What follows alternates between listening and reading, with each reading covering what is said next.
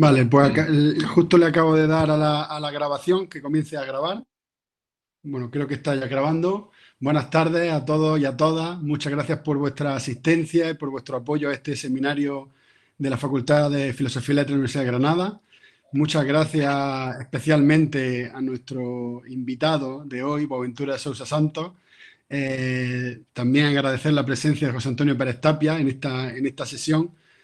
Como sabéis, es la sesión de cierre. Hoy estamos no despidiendo, pero sí de alguna forma llegando al final de esta edición del seminario.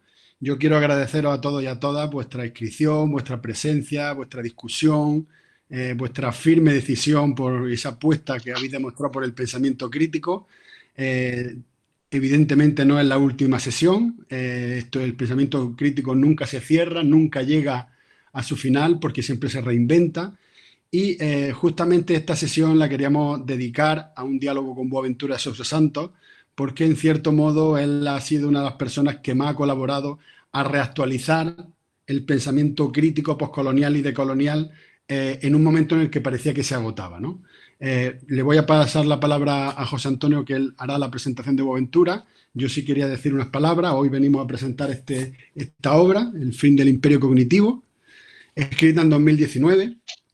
Y para mí es muy especial porque, como os he dicho en alguna otra ocasión, yo he hecho mi tesis doctoral en colaboración con Boaventura de Sousa Santos, bajo su dirección, y eso me ha permitido a mí, bueno, pues pensar Andalucía de otra forma, pensar el sur de Europa de otra forma. Este seminario también tiene muchos de los aprendizajes que yo traigo de Coimbra, que yo traigo de la epistemología del sur. Este seminario trata de ser otro lugar de memoria y de refugio, como Boaventura plantea en este libro, esos lugares tan importantes desde los que pensar la memoria, desde los que pensar el futuro. Boaventura, como muchos y muchas conoceréis, ha sido uno de los intelectuales críticos más importantes de Europa, pensando el mundo desde el sur de Europa, pero que también ha sabido incorporar al sur de Europa todo ese magma crítico de pensamiento que se estaba dando en América Latina y en África, uno de los referentes del pensamiento descolonial, postcolonial, dentro de su apuesta por una epistemología del sur. Yo me siento muy agradecido, Ventura, de que estés aquí con nosotros. Hemos compartido luchas, hemos compartido encuentros, hemos compartido una tesis doctoral que es tanto suya como mía, y yo le quiero agradecer sinceramente que nos acompañe en esta y seguramente en muchas otras en el futuro. Entonces, le doy la palabra a José Antonio. Como siempre, haremos la presentación de José Antonio, la exposición de Boaventura, luego cortaremos la grabación y daremos lugar a un diálogo. Así que muchas gracias a ti también, José Antonio. Adelante. Bien, pues nada, muchas gracias a ti, Javier, por este seminario que has llevado aquí a esta parcial desembocadura, porque siguen sus trabajos hasta que todo ello culmine ya con lo que los participantes pueden entregar como balance escrito de su participación. Y has hecho un magnífico trabajo de coordinación en este seminario, como bien dices, que se enmarcan las actividades de Filosofía y Letras de nuestra facultad en la Universidad de Granada, bajo la cobertura del Centro Mediterráneo y con la colaboración de la Unidad de Excelencia Iberlab. Bueno, y la sesión de hoy es muy especial, no solo porque sea la clausura de estas sesiones de exposición y debate, sino por nuestro invitado. Nuestro invitado es el profesor Boaventura de Sousa Santos y, bueno, qué decir, para nosotros es una satisfacción enorme y un lujo tenerlo aquí de nuevo. Ha estado en nuestra facultad de Filosofía y Letras en distintos momentos y es un colaborador estrecho en muchos proyectos y, bueno, tuve también, en fin, la satisfacción de participar en el tribunal de la tesis de Javier, invitado por el profesor Boaventura Santos. Y eso, pues, quiera que no, estrecha todos nuestros vínculos académicos y los lazos de amistad que presiden nuestro trabajo intelectual y esa tarea crítica que dice Javier, y que además pensamos que se va a proyectar en el futuro de manera muy provechosa, ¿no? La figura de Boaventura de Sousa Santos, bueno, tiene un peso específico propio, más allá de las adscripciones a corrientes o a escuelas. Sin duda, su impulso al pensamiento decolonial es importantísimo, a todos los planteamientos que han revisado los colonialismos, los postcolonialismos, y bueno, pues se difunde todo su pensamiento por muchos, se expande por muchos territorios de la sociología, del pensamiento político, bueno, de muchas cuestiones que nos hacen pensar también desde el lado de la filosofía, y además con un pensamiento con unas características muy especiales, porque es un pensamiento donde la relación teoría-praxis se replantea de una manera muy fructífera, digamos de una manera muy innovadora, y además con una concreción existencial que va más allá de lo académico. Es un pensamiento que se nutre también de las luchas, de los procesos sociales, de diálogo con muchos colectivos de muy diferentes latitudes. El profesor de Sousa Santos ha sido promotor de lo que hace décadas llamábamos el arte mundialismo, de los foros de Porto Alegre, en fin, de tantos movimientos de base, de un movimiento en el que se coordinan muchas universidades en una especie de universidad popular que plantea, pues eso, la generación y difusión de conocimiento crítico desde otros parámetros, y además en una cuestión que desde las primeras páginas de El fin del imperio cognitivo el mismo Boaventura pone de relieve, partiendo de la undécima tesis de Marx sobre Feuerbach, ¿no? Los filósofos lo que han hecho es dedicarse a interpretar el mundo, y no hay que hacer eso solo, lo que hay que hacer es transformarlo. Y él pone de relieve que para transformar el mundo hay que volver a interpretarlo, es decir, hay que pensar de nuevo, hay que pensar las alternativas para impulsar las alternativas. A mí me parece que es una reflexión fundamental en el momento actual y que preside pues este libro y recoge toda su trayectoria. Un pensamiento que se vuelca en ese sentido hacia la acción, que se nutre de la acción, pero que la repiensa de una manera reflexiva, crítica, dialógica. Eso me parece fundamental. Y esa posición dialógica pues la lleva a hacerla efectiva, como he dicho, dialogando con muchos colectivos de base desde un trabajo muy a pie de calle en los distintos frentes de luchas sociales, pero además desde el punto de vista intelectual, bueno, ya lo veis en este libro como en tantas obras suyas, su obra es muy prolífica, con muchísimos autores de distintas procedencias, de distintas escuelas. Eso indica pues una apertura de mente, una posición claramente antidogmática y antisectaria, que si tiene que criticar a cualquiera lo hace, pero si tiene que recoger la herencia o el legado de cualquier corriente, cualquier pensador de la cultura o de la época que sea, que es fructífera su aportación, que nos sirve para recrear nuestras posiciones epistémicas, pues ahí tenemos a Aventura haciendo ese trabajo de interlocución. Y eso pienso que es muy valioso, y especialmente en una época donde estamos constatando que siendo tan necesarios los diálogos en distintos terrenos, y sin embargo qué difícil se hace dialogar en cada uno de los terrenos. Nos encontramos con posiciones muy dogmáticas, muy sectarias, incluso los que teníamos que llegar a puntos de acuerdo dentro de nuestra pluralidad, pues nos encontramos que eso muchas veces se ve bloqueado, a veces por cuestiones absolutamente secundarias, diría a veces que incluso nimias o triviales. Por eso Boaventura a veces lanza un SOS diciendo que izquierda de todos los países unidos, porque retomando aquel dicho del manifiesto, ¿no? Con que termina, proletario de todos los países unidos, izquierda. ¿Por qué? Porque de las derechas estamos viendo que son capaces de aparcar sus diferencias e imponer su hegemonía, y sin embargo, en el mundo mundial a veces desde las izquierdas cuesta trabajo. ¿Por qué? Porque falta también esa agilidad dialógica, ese planteamiento crítico y autocrítico, y se generan esas posiciones sectarias. Y yo creo que el trabajo del profesor de Sousa Santos es un trabajo magnífico en su recorrido, en sus conclusiones y en sus modos. Y eso es lo que para mí lo hace no solo especialmente fecundo, sino muy, muy atractivo.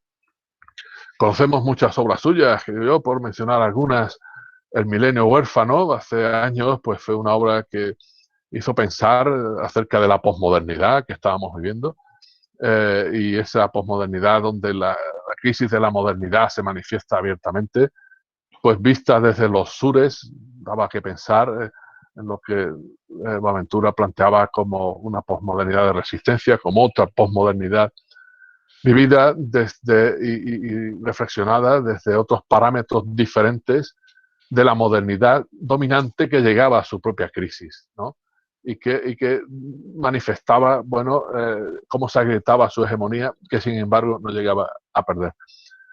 Por ahí, a comienzos del milenio, pues esa reflexión fue muy fructífera, por citar algunas. Sus libros sobre la democracia, sobre los derechos humanos, han sido pues lugares de referencia para muchos.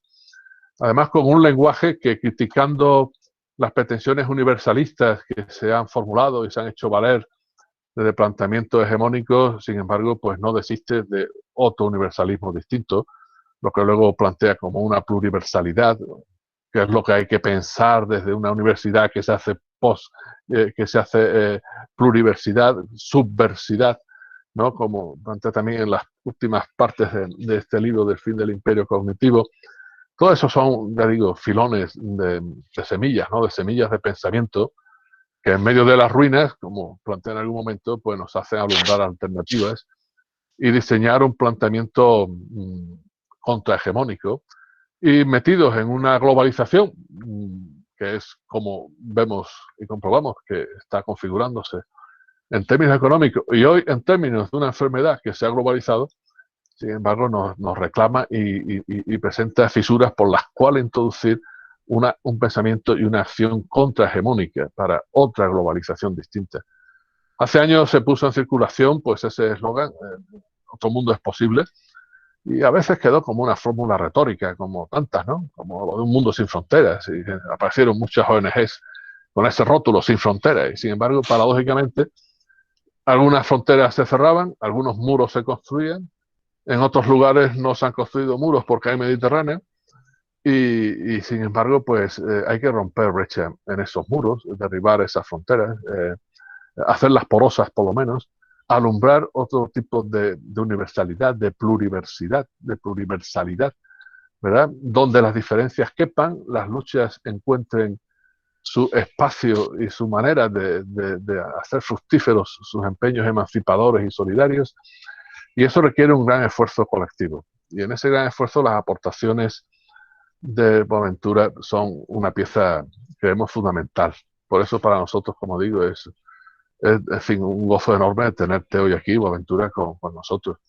Hablamos de epistemologías del sur, y es, digamos, de lo que trata este fin del imperio cognitivo, de ese imperio que ha acompañado y que se ha construido al hilo de otros imperios políticos, de prácticas coloniales, de ese capitalismo que ha construido la modernidad hegemónica, siendo también acompañada esa modernidad por el colonialismo que ha sido su reverso, el patriarcalismo, el racismo, ¿verdad? Como construcción ideológica que ha acompañado a ese colonialismo como la más grosera justificación de todo punto insostenible y que hay que acabar con ella.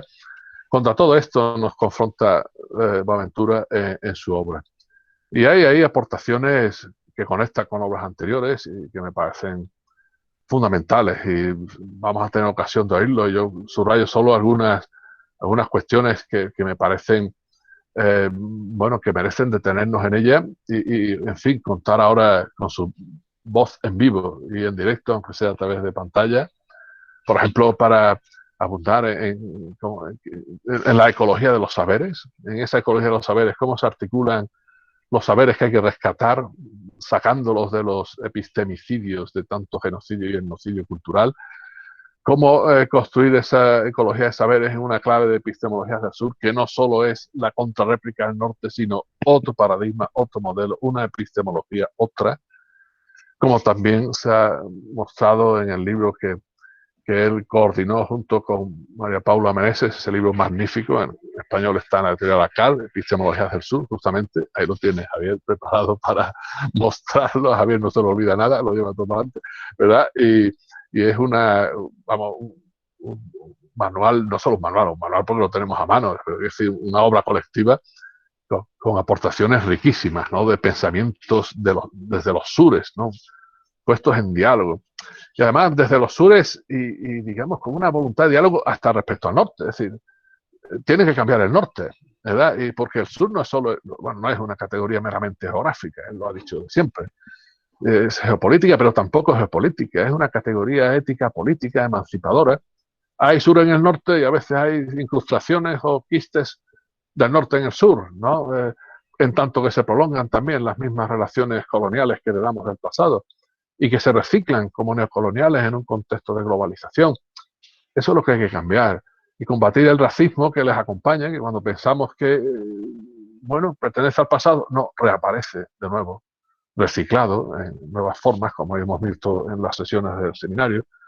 Cuando creíamos que había logros ya consolidados en la lucha feminista, bueno, pues nos encontramos que el machismo, pues nos lo encontramos en la esquina, en nuestro barrio, en nuestra ciudad, en fin, en nuestra cultura, porque no ha sido erradicado, porque la cultura patriarcal sigue estando como dominante.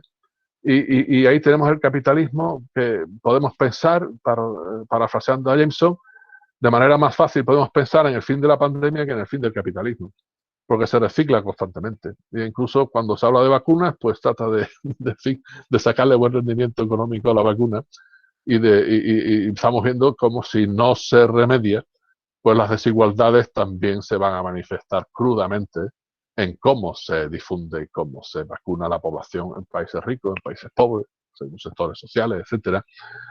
La desigualdad la tenemos, desgraciadamente, muy presente en muy diversas formas de manifestarse y de estructurarse. Bueno, esa ecología de los saberes. Luego hay una idea seminal, que es la de esa, digamos, la línea abisal, ¿no? Que es una línea, una metáfora que atraviesa todo el libro del fin del imperio cognitivo, ¿no? Como esa imposición de colonialismo cultural que sigue dándose. Bueno, hoy tenemos aquí a Boaventura que nos puede aclarar cómo ha llegado a esa formulación de la línea abisal y qué significa eso. Cómo traspasar la línea, porque cuando hablamos de línea, pues aún así, como una gran frontera, pero es una frontera que también permite horadarla, ¿no? Y necesitamos que sea horadada para que deje de ser un abismo entre un mundo y otro, entre una humanidad la que se autoafirma en términos hegemónicos, dominante, y la que resulta excluida de muchas maneras o tratada como subhumana en términos racistas, ¿no? Bien, yo creo que hay una cuestión que ha sido muy iluminadora en otras obras, por ejemplo, la que cité antes, El milenio huérfano, lo de la sociología de las ausencias y de las emergencias, ¿no? Cómo atender en un caso a lo que ha quedado excluido y levantar acta de ello, y cómo impulsar aquello que emerge y debemos poner en diálogo sobre la mesa, poner el foco sobre ello y darle la voz, y darle la voz. Por lo tanto, la sociología de las emergencias, ¿no? Cómo construir alternativas, ¿no? Eso, desde un pensamiento que sea capaz de pensarlas. Pues en ese caso tenemos que reconocer los que, en fin, nos dedicamos a estas tareas, que andamos muy deficitarios de ese pensamiento de las alternativas.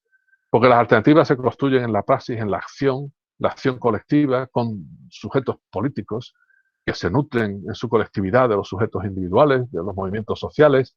Pero ¿cómo pensamos eso para encauzarlo, para ubicarlo en un horizonte, para resituar las referencias?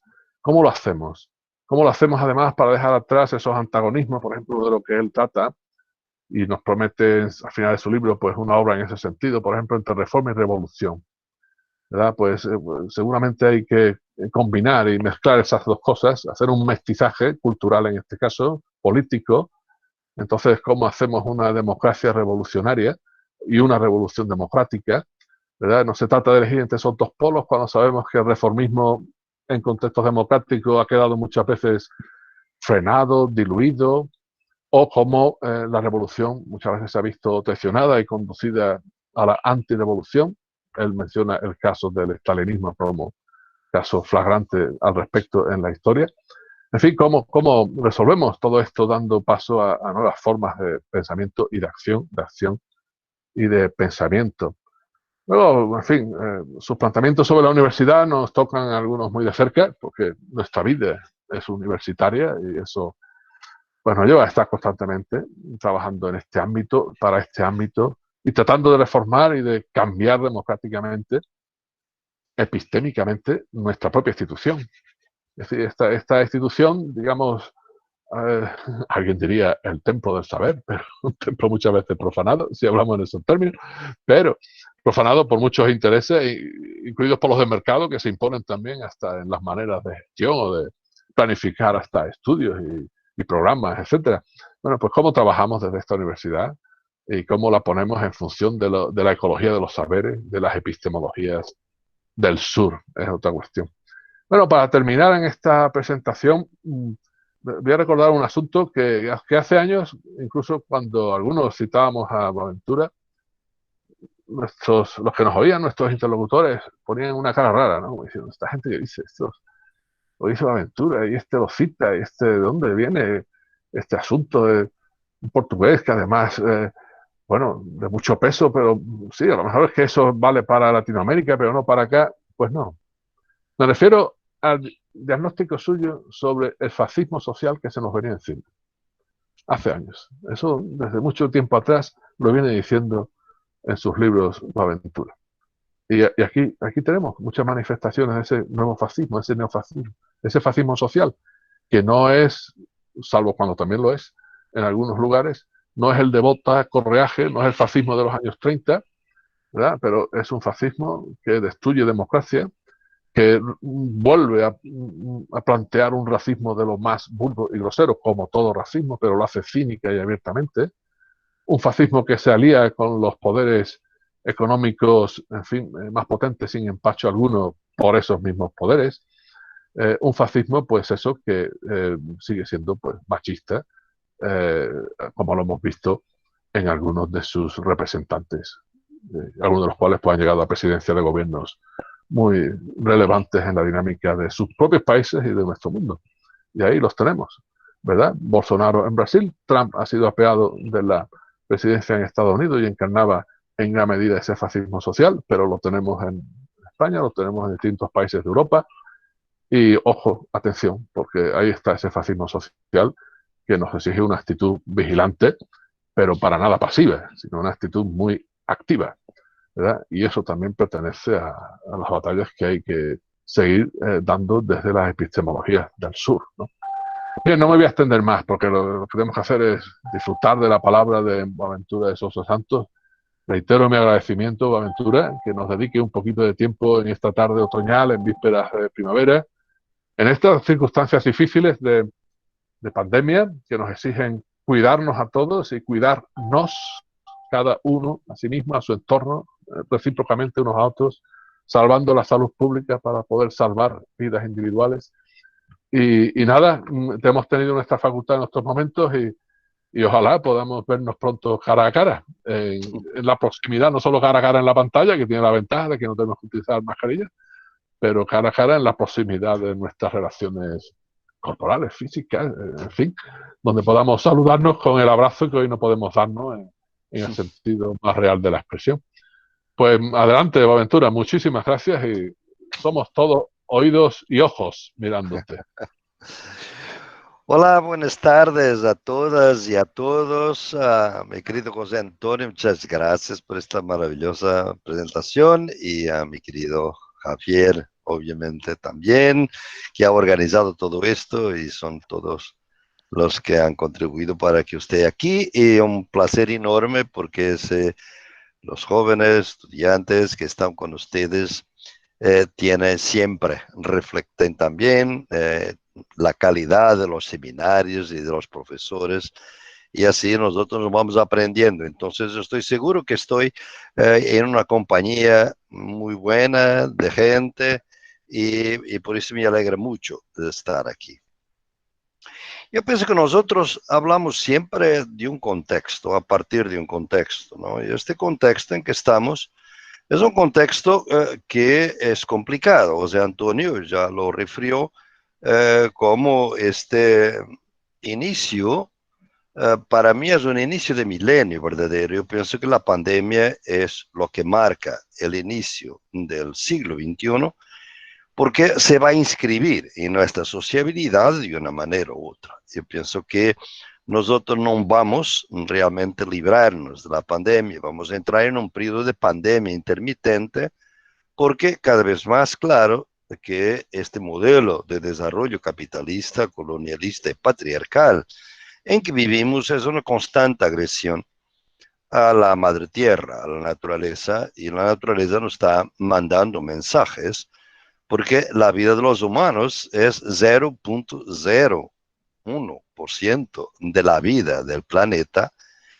y A pesar de eso, nosotros nos arrogamos a destruir la vida del planeta. Entonces, el planeta está reaccionando y nos está diciendo que esto no puede continuar. Y por eso en un libro que acabé de escribir, ya está publicado en portugués y va a salir en enero por acá, se llama El futuro comienza ahora, de la pandemia a la utopía. Porque yo pienso que estamos en un tiempo donde si no hay cambios, es la vida mismo del planeta y de nuestra vida humana en el planeta que puede estar en duda. Y por eso hay varios escenarios de cómo vamos a salir de aquí. Y hay un escenario distópico que es lo que yo veo más frecuente, que es lo que nada va a cambiar. Es, la derecha y mucha gente en el mundo dice que no va a cambiar nada, esto es una pandemia que pasa con la vacuna. Como tenemos la vacuna, ya estamos bien y todo está resuelto. Regresamos a la normalidad. Nadie dice que la normalidad es el infierno para la gran mayoría de la población mundial, porque es el infierno del hambre, de las otras epidemias que existen, de la represión, de la exclusión, de la discriminación. Todo eso va a seguir. Y yo pienso que si este escenario no se cambia, si es este escenario, yo pienso que mismo las democracias de baja intensidad que tenemos no van a aguantar. Y los Estados Unidos, ustedes saben que yo he pasado en mi vida 35 años, la mitad del año casi en los Estados Unidos, y he visto cómo se destruye una sociedad. Trump es un síntoma, no es una causa de lo que está pasando. Es un síntoma de un fascismo social que José Antonio lo ha mencionado y que ahora está en una fase que pasa de fascismo social a fascismo político. Básicamente es eso, ¿no? Y vamos a asistir probablemente en los Estados Unidos a una guerra civil. Y lo que me parece es que no me interesa el caso en sí mismo de los Estados Unidos, me interesa porque normalmente es lo que va a pasar en nuestros países o puede pasar si no hay cambios. Un segundo escenario es lo que yo llamo el gato pardismo. El gato pardo es el nombre de un romance de Lampedusa de 58 que se quedó famoso por la idea de que todo cambia para que nadie cambie. O sea, vamos a hacer unos cambios, pero nada va a cambiar decididamente, ¿no? Y todo va a continuar. Por ejemplo, la energía fósil basada en el petróleo y en el gas, que sabemos que tiene el gas y el petróleo tiene que ser dejado bajo tierra si realmente no vamos a tener más 2 grados centígrados en 2050, que puede ser 3 grados, que es la vida casi invivible, porque nosotros los humanos estamos un espacio de temperaturas más altas y más bajas en el planeta relativamente limitado. Y ese espacio se está disminuyendo. Y es por eso que las Naciones Unidas prevén que la gran parte de los refugiados del siglo XXI van a ser refugiados ambientales, porque no pueden vivir en sus tierras, ¿no? Nosotros aquí mismo en Europa, en la península ibérica, vamos a pasar por un periodo, un proceso de desertificación que ya lo notamos además, ¿no? Entonces, yo pienso que este segundo escenario también lo resuelve. Probablemente será un tercer escenario a que dedico gran parte del libro, que será utópico, pueden decir. Es realmente la idea de que esta pandemia nos está diciendo que este modelo civilizatorio que nos acompaña desde el siglo XVII está llegando al final. Y que realmente, de ahora adelante, o pensamos que es posible en otro modelo, y vamos a empezar o que llamo una transición paradigmática para eso, o entonces realmente la vida humana en el planeta, no es el planeta sigue viviendo. Nosotros es que podemos no tener condiciones para vivir en ese planeta. Y ahí propongo una serie de cosas que no voy a entrar aquí, no es el tema de esta charla. El tema es otro. Es que para este tercer escenario, que es un escenario de alternativas, yo digo como, y procuro ahora, busco demostrar, como José Antonio lo ha mencionado, de que para credibilizar estas alternativas necesitamos de un pensamiento alternativo de alternativas. O sea, no basta, las alternativas están por ahí, pero nosotros no las miramos. Y por eso necesitamos un pensamiento que promueva, que identifique, promueva y subraye todas estas alternativas que están por ahí y les dé alguna consistencia, digamos, de articulación. Yo, por ejemplo, en este libro dedico un capítulo entero a la creatividad comunitaria durante la pandemia, que es una cosa impresionante, que nunca ha salido en nuestros noticieros. Comunidades barriales, barrios populares, favelas, barriadas, villas en Argentina, cómo se organizaron para proteger la vida ante el abandono del Estado.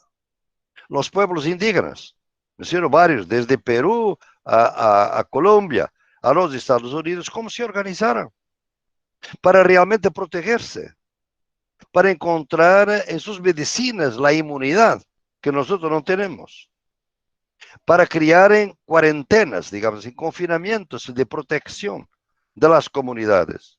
Por ejemplo, en el Cauca, en Colombia, un trabajo notable, como los movimientos sociales, por ejemplo, y el movimiento de los Interra distribuyó millares de toneladas de comida saludable a los campesinos, a los afrodescendientes, a los indígenas por todo el continente, sobre todo en Brasil, pero también en Colombia y también en México. Esta creatividad nos muestra que la gente no desiste, la gente resiste. Por ejemplo, en Brasil fue interesante porque fue en las favelas que la gente notó que el gobierno estaba pasando noticias falsas, diciendo que la pandemia no era una cosa grave, que era una gripe. Entonces la gente se juntó y organizó un sistema de comunicación interna y de organización de la comunidad para protegerse, con presidentes de calle. Cada persona a su cargo tenía 50 familias, que visitaba, a quien daba la información, buscaba las mejores, llamaban cientistas, etcétera, etcétera. O sea, esta creatividad es lo que me anima y nos debe animar a todos. Pero para darle toda la posibilidad de desarrollo, de ampliación, necesitamos de una otra epistemología.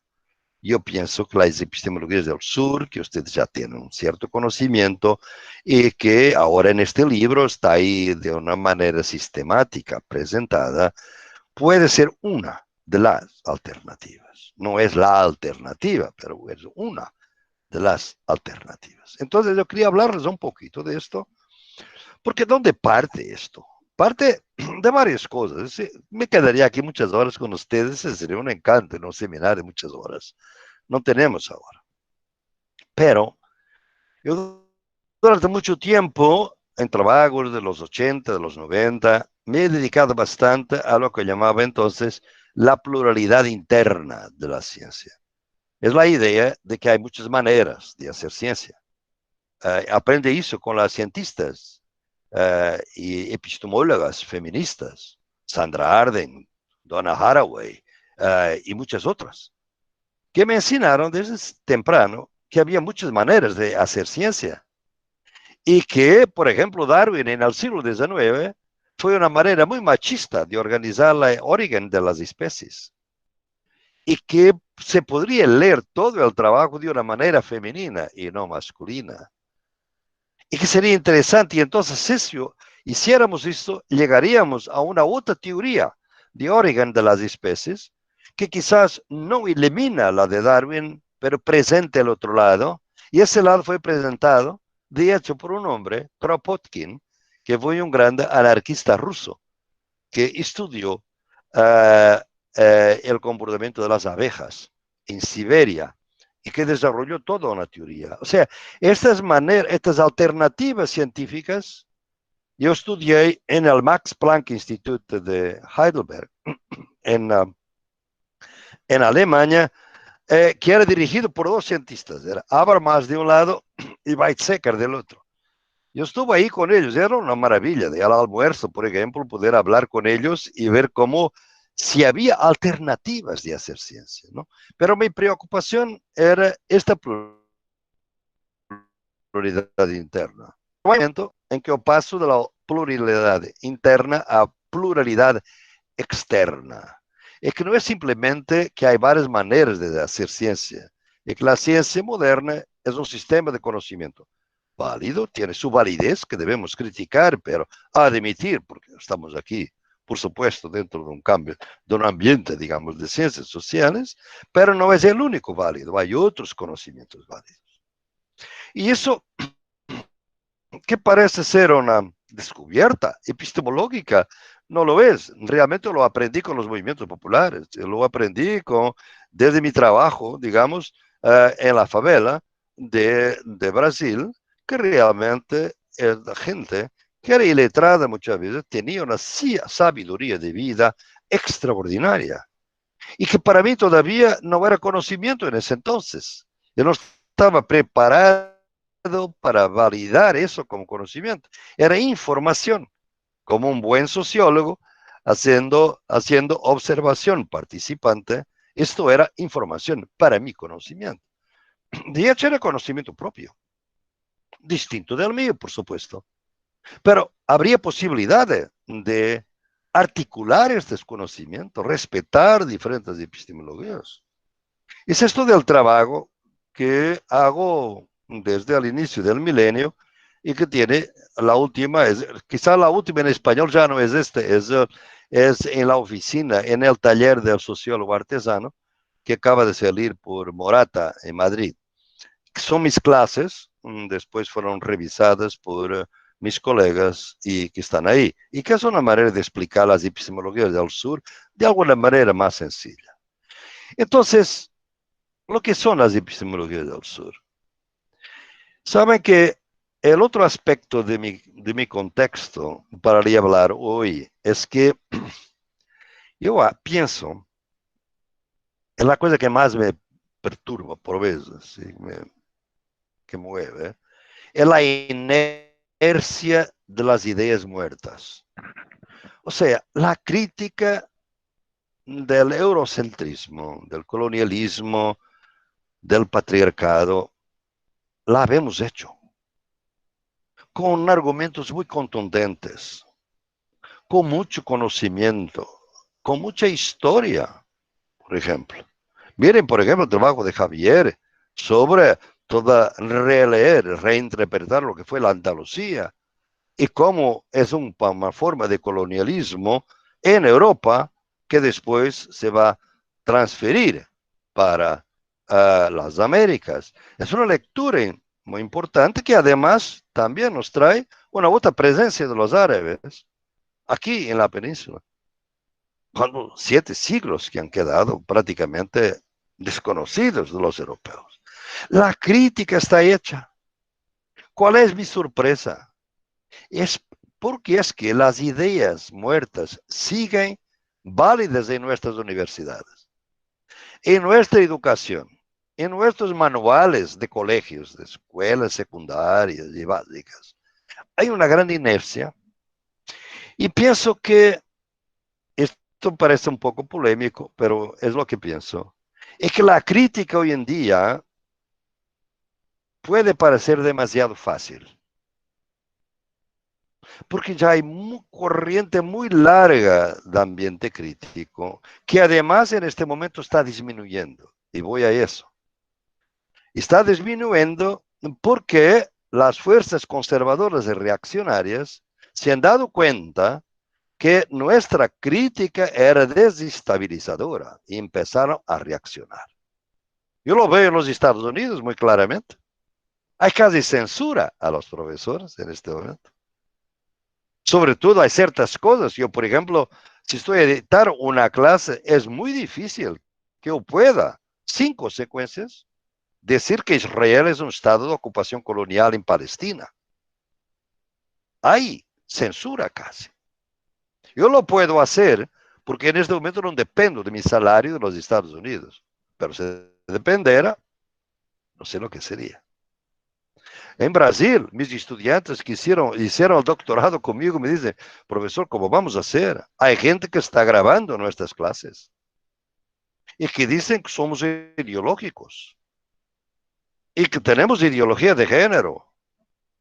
O sea, el pensamiento reaccionario, que no es simplemente conservador, es reaccionario. Ustedes después, si quieren, en el debate yo puedo distinguir el conservador del reaccionario, que es importante además. Están reaccionando. Y entonces la lucha ya no es una lucha epistémica, digamos, es una lucha política dentro de las universidades, dentro del sistema educativo, ¿no? Pero el problema nuestro es que durante mucho tiempo nosotros fuimos muy buenos a criticar, pero muy malos a presentar las alternativas. Y no simplemente políticas, sino epistémicas, sino metodológicas. Entonces, es por eso yo propio que vengo que las epistemologías del sur se pueden integrar, podemos decir, con toda especificidad, dentro del pensamiento postcolonial, decolonial, etc. Muy bien, pero de hecho no se llaman postcolonial o decolonial en sí mismas, sino epistemologías del sur. ¿Por qué? Porque pos es después, de es deshacer. Yo quiero cosas positivas. ¿Cómo se hace ciencia? ¿Cómo se cría conocimiento de ecología de saberes a partir de otra epistemología? Ir por la alternativa epistémica para validar alternativas también políticas y sociales. Entonces, las epistemologías del sur buscan ser una alternativa que por eso, y esto también surgió de mi trabajo con mis estudiantes, debo decirles, que como ustedes, gran parte de ustedes más jóvenes, pueden aceptar fácilmente una innovación epistemológica, pero después se preguntan, ¿pero cómo hacer? ¿Cómo puede mi tesis de doctorado metodológicamente usar epistemologías del sur? ¿Qué tipo de metodología? ¿Qué tipo de trabajo y de escrita? ¿Qué tipo de pedagogía? Y es por eso que este libro que ustedes están comentando hoy tiene 3 partes: epistemología, metodología y pedagogía. Son las 3 tareas que yo pienso que tendremos que llevar adelante. Entonces, las epistemologías del sur básicamente es un tercero, si quiere, un tercero paradigma que viene dentro de una tradición de paradigmas de conocimiento. Yo distingo 3 grandes paradigmas. El primer paradigma es el paradigma hegeliano. Estamos a hablar de la modernidad eurocéntrica, ¿no? Y por eso hay siempre que hacer esta reserva en todo lo que hacemos, ¿no? Pero realmente el paradigma del conocimiento hegeliano es que el conocimiento emerge después de las luchas. Cuando cuando las luchas han terminado, el mundo se tranquiliza, el conocimiento emerge. Esta es la famosa metáfora de Hegel en la filosofía de la historia. Y entonces, el problema todo de nosotros es que es un conocimiento después de las luchas sociales. El problema es que después de las luchas sociales, el único conocimiento que resta visible es el conocimiento de los vencedores. Y el conocimiento de los vencidos en las luchas se queda por fuera. Y es por eso que nosotros que utilizamos en nuestras universidades este primer paradigma dominantemente, es muy difícil dar el conocimiento de los vencidos. Porque el modelo está organizado para dar a conocer el conocimiento que se quedó victorioso. Y lo que se quedó victorioso fue la ciencia moderna desde el siglo XVII. Hay un otro, mientras tanto, que es lo de Marx. Karl Marx, que ha sido una gran influencia en mi trabajo y sigue siendo, creó un paradigma alternativo y propuso que un conocimiento antes de las luchas. ¿Qué es el marxismo? Es eso. Es un sistema de conocimiento que pretende preparar la clase obrera para las luchas. Porque la clase obrera no es revolucionaria por sí misma. Las clases populares en general no son revolucionarias. Tienen que tener un conocimiento que las transforme en clase revolucionaria. En alemán, la filosofía alemana que Marx obviamente sigue, es la diferencia de la clase en sí para la clase para sí. In sich, für sich. Esta es la distinción en que está centrada Marx. Es un paradigma de conocimiento antes de las luchas, para preparar las luchas. Este conocimiento nos ha dado mucha frustración a lo largo de los siglos XX. Por muchos procesos políticos que se reclamaban del marxismo y que acabaron muy mal en nuestro país. En dictaduras, en sistemas autoritarios y sobre todo en sistemas que compartían con el sistema capitalista una cosa en común, que era la idea de la naturaleza como algo totalmente disponible para nosotros, ¿no? El concepto de fuerzas productivas de marxismo. Entonces, para mí tampoco este segundo paradigma me sirve. Yo lo utilizo muchas veces y ha sido una gran influencia, pero no sirve. Y es por eso que yo les propongo un tercer paradigma. Conocimiento nacido en la lucha en cuanto se lucha. Porque yo he visto que en los movimientos sociales, las organizaciones, en la vida nuestra, nosotros utilizamos muchos conocimientos diversos, siempre, y los combinamos. Si yo soy un obrero, voy para mi fábrica a trabajar como obrero. En la casa hay una economía no capitalista, que es una economía de cuidado. Yo vivo tranquilamente todo el día dentro de dos economías. La economía capitalista y la economía de cuidado, que no es capitalista. Sirve al capitalismo, es funcional. Ha sido sometida, como les voy a explicar, pero es otra cosa. La economía de cuidado no es en sí misma. Yo estoy en mi fábrica, pero voy a comer al almuerzo. ¿Qué como? Ensaladas, legumbres. ¿Quién ha producido los legumbres? En gran medida viene de la economía campesina y familiar. 70% de la alimentación de cosas, de verduras, en el mundo es producido por economías familiares. Que no es capitalista en sí misma, no tiene la lógica del gran centro comercial de distribución que ustedes conocen. Entonces, hay tanta diversidad de economías de que se articulan. Y realmente en nuestras sociedades, la economía capitalista, campesina, obrera, feminista, popular, cooperativa, asociativa, tantas cosas. Pero ustedes miran el código del país, miran los noticieros, miran todas las aulas y clases de economía y hablan solamente de economía capitalista. Entonces, la idea es que realmente la gente vive prácticamente en articulaciones de conocimientos.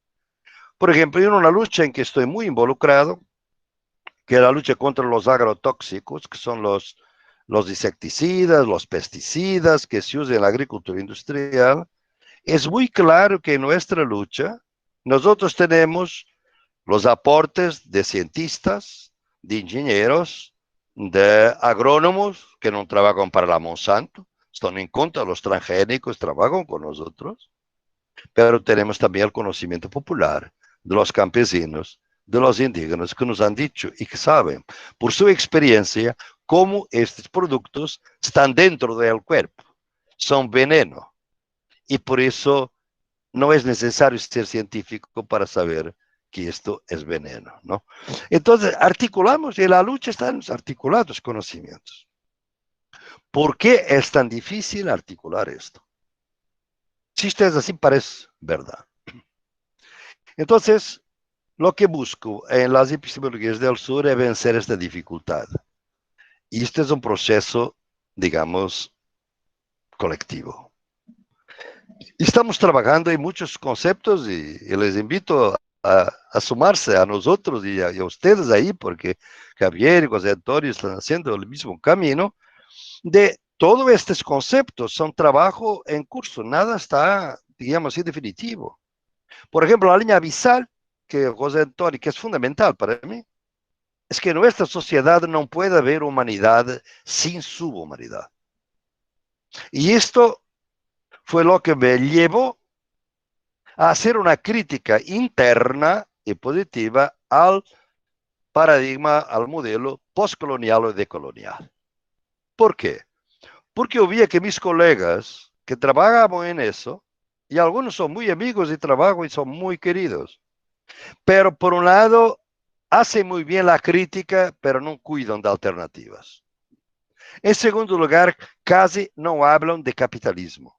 El capitalismo desapareció. Y a mí me pareció siempre una cosa muy rara, porque el mismo hizo de alguna manera, es lo que pasa con el conocimiento dominante. La palabra colonialismo, hay un colega que hizo un estudio cómo la palabra capitalismo desapareció de la economía, desapareció de los noticieros, no existe. Lo que existe es mercados, no existe capitalismo, ¿no? O sea, el sistema de dominación no existe. Pero existe, obviamente, ¿no? Pero no se quiere que exista. Entonces, la idea de que realmente nosotros no vivimos en sociedades colonialistas, simplemente. Esa crítica de que el colonialismo no terminó con las independencias está hecha. Black Lives Matter ahora muestran claramente a todo el mundo, porque es en los Estados Unidos, ¿no? Que es así, obviamente, ¿no? Pero nosotros no vivimos solamente en sociedades colonialistas. Vivimos en sociedades colonialistas, capitalistas y patriarcales, o heteropatriarcales. Y la idea, y este que es lo difícil de la teoría y lo fascinante, es de ver cómo los sistemas de dominación están articulados y la resistencia está fragmentada. Porque los movimientos pueden ser anticapitalistas, los sindicatos han sido anticapitalistas, pero, y las izquierdas, partidos comunistas, socialistas, pero muchas veces han sido racistas y han sido sexistas. Y mucho movimiento anticolonial ha sido procapitalista y ha sido sexista. Y mucho movimiento feminista ha sido procapitalista y ha sido racista. Entonces, la dominación articulada y la resistencia fragmentada. En cuanto esto va a durar, es difícil salir de este infierno de dominación. Y por eso hay que crear formas de conocimiento que creen articulaciones de interconocimiento entre los movimientos. Por eso creamos la Universidad Popular de los Movimientos Sociales. En nuestros talleres es necesario que haya por lo menos 2 tipos de movimientos. Lesbianas con ecologistas, indígenas con campesinos, indígenas con movimiento ecológico. ¿Por qué? Porque ustedes no se imaginan los prejuicios que hay entre los movimientos. Las ideas falsas que tienen de cuál es la lucha más importante. Y entonces para nosotros es fundamental hoy en día distinguir entre luchas importantes y luchas urgentes. Porque la importancia de las luchas para nosotros es estructural, la urgencia es coyuntural. Por ejemplo, reciente, en una ciudad brasilera, las personas trans fueron asesinadas en serio. Durante una semana, 3, 4 personas trans han sido asesinadas.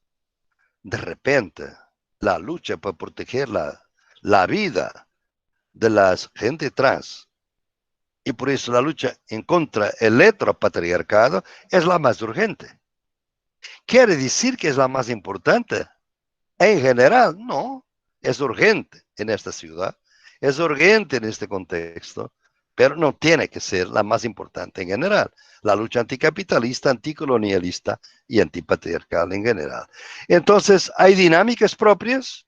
Curiosamente, el Black Lives Matter es muy interesante porque se han visto claramente que la lucha no es simplemente colonialista, es anticapitalista y es antipatriarcal. Y eso es lo que me parece que es lo más novedoso. Por eso, de alguna manera, la línea abisal es fundamental para vermos que realmente será una línea o será un espacio. Por ejemplo, un estudiante mío vino con la idea, quizás la línea abisal es un espacio más espeso, más largo, más ancho. Y hay gente que está en la línea abisal, vive en la línea abisal. Empecé a pensar, vamos a ver cómo es eso, vamos a estudiar eso, ¿no? Así estamos siempre construyendo, porque me parece que todas las ideas deben ser consideradas como trabajo en curso y que vamos produciendo colectivamente las cosas, ¿no?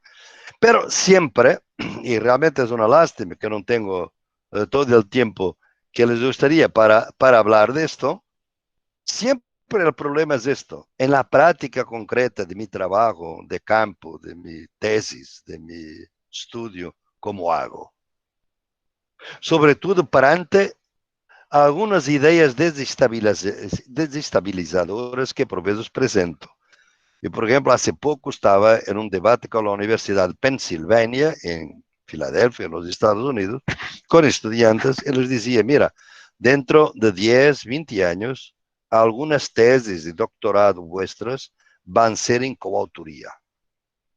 Ustedes tienen que dar coautoría a los líderes de los movimientos, de las asociaciones, de las organizaciones con quien trabajaron.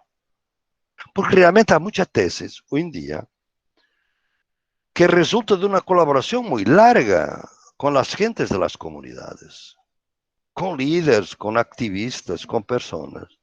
Llegamos al final, hacemos nuestro doctorado y la tesis es nuestra. Yo pienso que la universidad no es capaz de aceptar un doctorado en coautoría.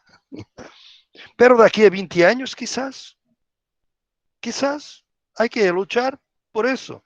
Y en que los jurados de nuestros doctorados, en algunos casos, no estoy hablando de todos, si Javier está estudiando la historia de Andalucía, no podemos hacer esto de la misma manera. No hay recetas para nada, ¿no?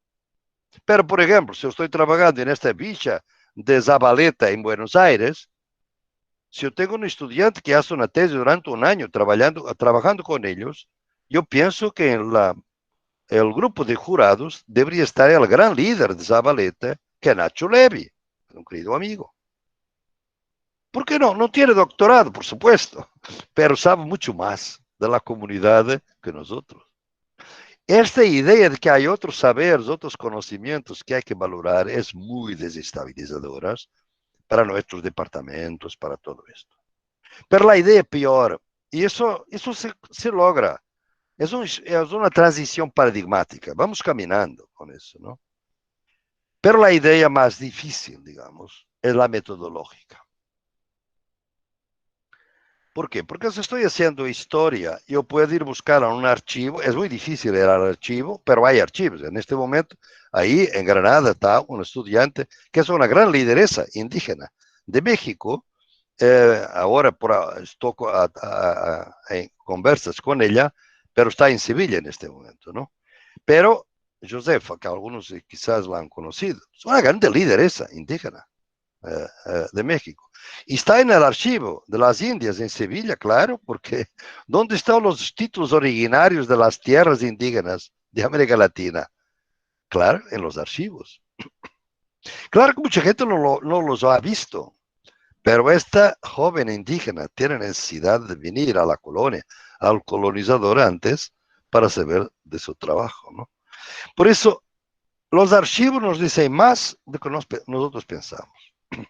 Pero si no es la historia, si es ahora en una comunidad, las metodologías son mucho más difíciles. Yo dedico 2 o 3 capítulos en este libro a eso. ¿Cómo hago una metodología colaborativa? No extractivista, como dice mi querido amigo Ramón Grosfoga. ¿Cómo hago? Si yo rehuso la distinción sujeto-objeto, yo quiero el objetivo de las epistemologías del sur es crear subjetividad activas, es crear sujetos. no es transformar sujetos en objetos, ¿no? Es eso. ¿Cómo se hace? Entonces nosotros tenemos, y ahí yo detallo algunos temas porque resultan ya de la práctica. Una de las metodologías más creativas para nosotros ha sido realmente los talleres de la Universidad Popular de los Movimientos Sociales. Usted no se imagina.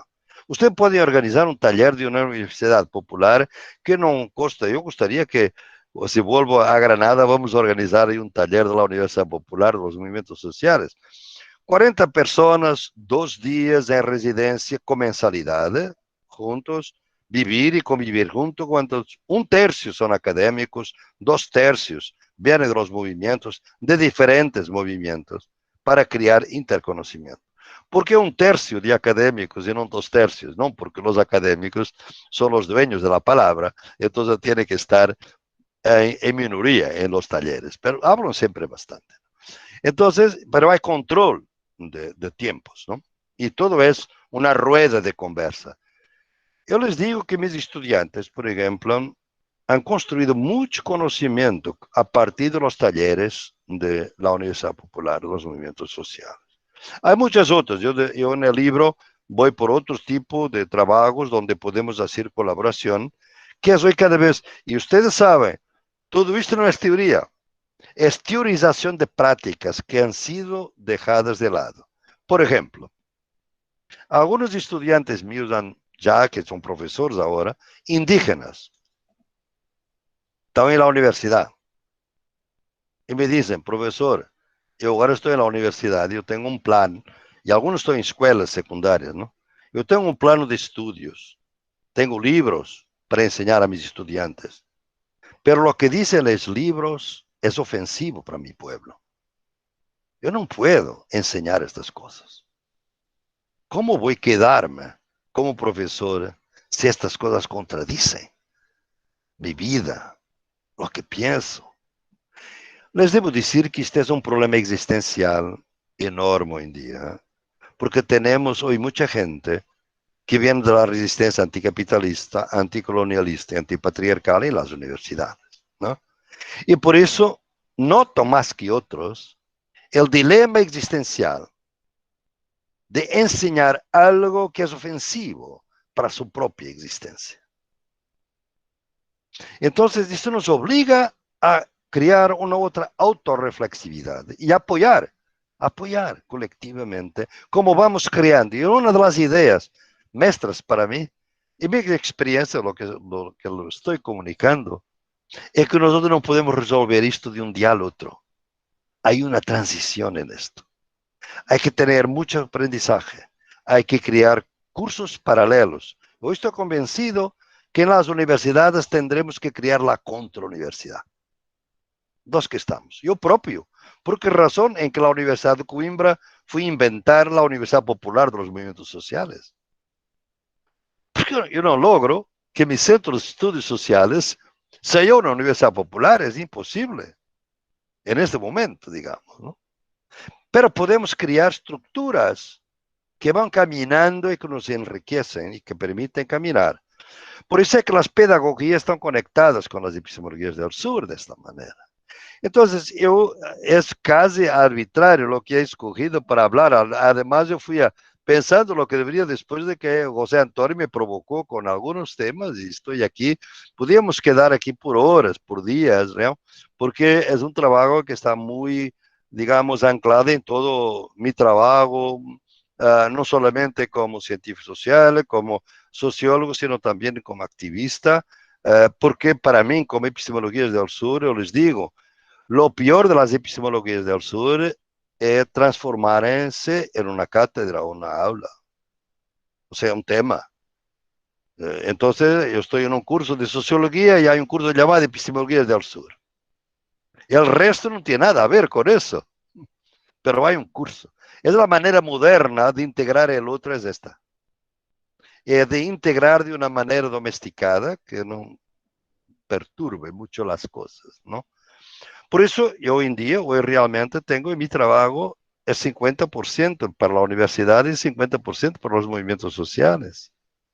Esto, por ejemplo, en la pantalla, Ayer estaba con movimientos, mañana voy a estar, y estoy con ustedes también con todo placer. Pero aquí es una resalva que tengo que hacer.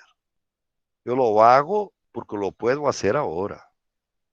Supongamos que yo era un joven profesor, como algunos de ustedes, un joven estudiante.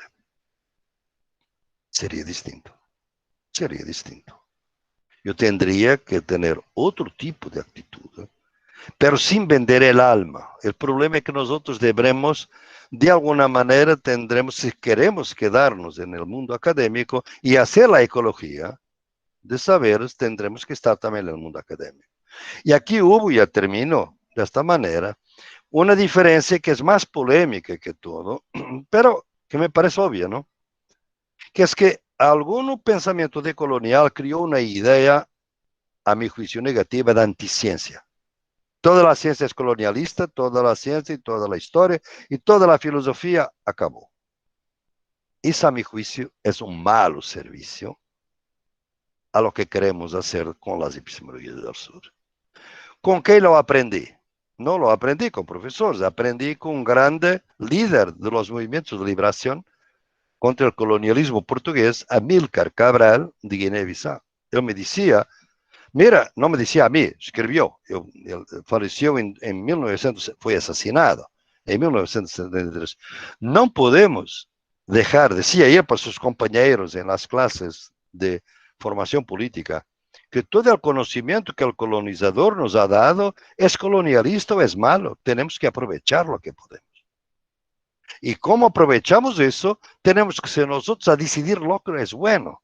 Y por eso que ustedes, en el fin del imperio cognitivo, ven que para la ciencia pongo dos criterios de validez. Es lo más complejo, no puedo entrar en eso ahora, ¿no?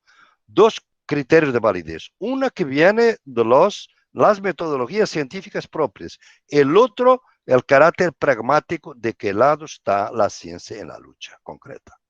¿De qué lado está este tema? ¿De qué lado está este conocimiento? Es muy importante que nosotros distingamos entre objetividad y neutralidad. Objetividad es buena, neutralidad es mala.